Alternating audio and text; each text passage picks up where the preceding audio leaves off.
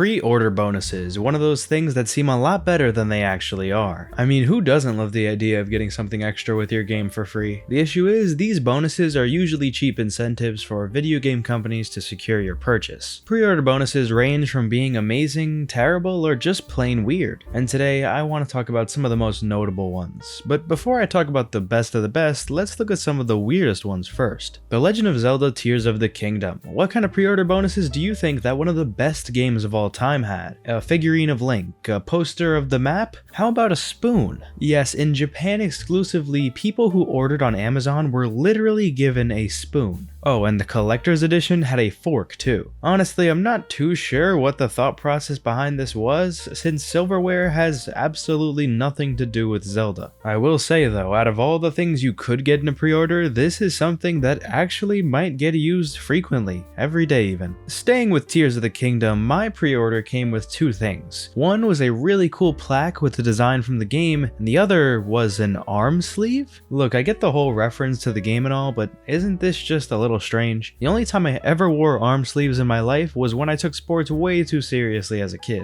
So yeah, these had to be one of the least practical things they could have added. The only thing I could see these being used for is a crappy Halloween costume. But while an arm sleeve and silverware might seem a little strange for a Zelda game, this next game had something even weirder. If I told you that you got a football for your pre-order bonus, what game do you think this would be for? Madden? NCAA football? Nope, Assassin's Creed Black Flag. That's right, a game taking place in the 1700s had a pre-order bonus featuring a black foam football, something created in 1972. I mean, it's not actually a bad reward. I'm sure a ton of people had fun with this, and I get the whole joke of Black Flag and Black Flag football, but like, they couldn't just do something normal? They went ahead and decided to print the game's logo on a bunch of black footballs when they could have just printed some posters or something. Now that I think about it though, the fact that they put so much thought into this pre-order bonus does make me appreciate it that much more. I think that if I got a sports ball from a random video game franchise, I'd be pretty happy with my pre-order, honestly. But you know, the more I go through these pre-order bonuses, the more I realize that a lot of them are just weird. So let's talk about some of the worst pre-order bonuses of all time. When Pokemon Scarlet and Violet were announced for pre-order, people were excited. After all, this would be the very first truly open world mainline Pokemon game. People were also just as skeptical though, because the Pokemon company had been missing the mark in a lot of recent years. So what did Nintendo do to encourage people to pre-order their game? Did they give you a special event exclusive Pokemon?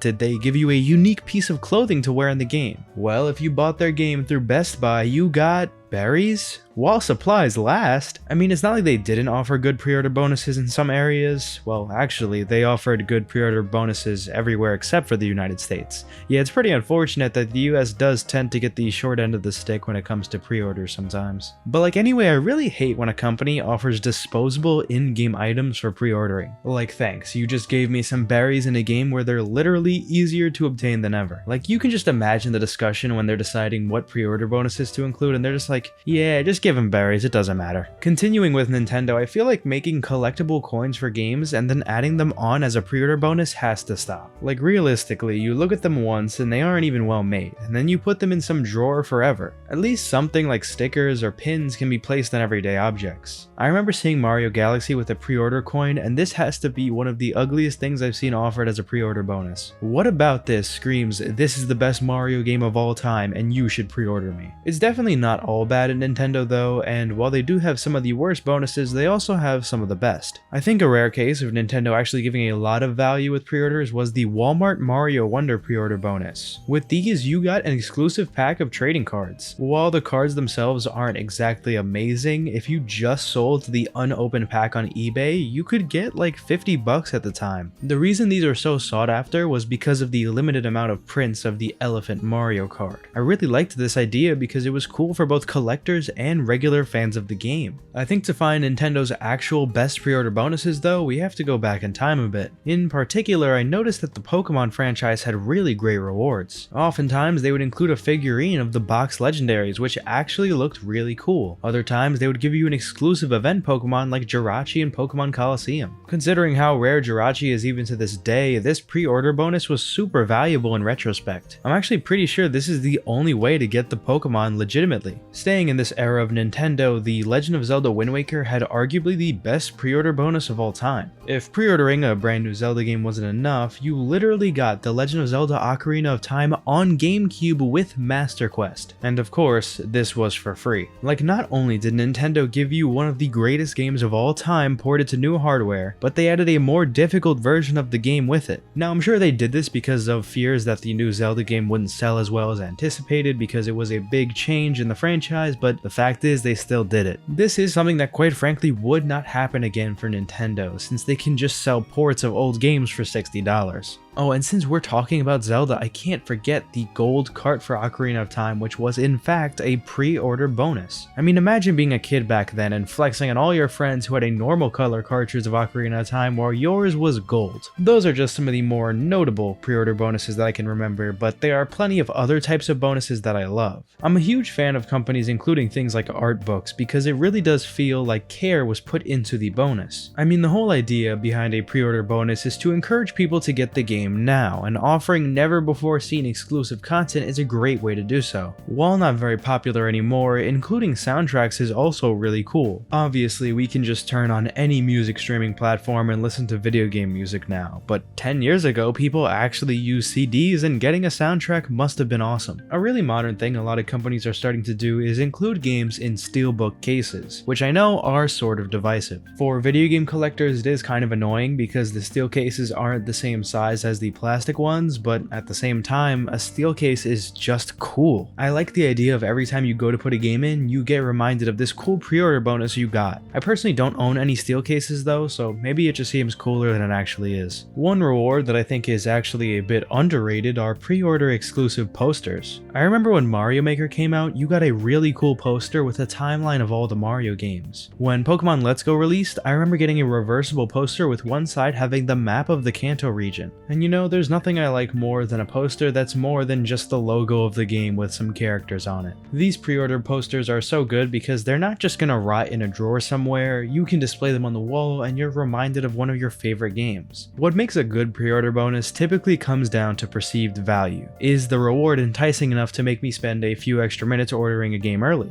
I guess there's also a discussion to be had about the lack of pre-order bonuses. I went to pick up the 1000-year door for the Switch today and there was absolutely nothing given to me from my local GameStop. While this does suck, I guess Nintendo didn't really have to do any convincing for people to get this game. But that's not really the problem for me. I think it's just a little annoying seeing other countries get pre-order bonuses that are really cool while I get nothing. I'm pretty sure Canada got a whole alternative cover for the game that made it look like the original on GameCube. When it comes to pre-order bonuses, we tend to hype them up a lot more than they deserve. Like, is it nice to get licensed products for free with a new game? Of course, but let's be realistic. These bonuses are usually nothing special. Keychains, pins, commemorative coins, I mean, these can be cool, but they usually aren't. Obviously, some games will have bonuses with a lot more value like artwork, steel cases, or figurines, but this certainly isn't the majority. More often than not, the fate of the pre-order bonus is to be forgotten in the desks of gamers across the world. Or, if they're lucky, sold on eBay for an incredible amount of money. In my opinion, these rewards will never compare to those given in deluxe editions of games, because, well, pre-ordering is free of course.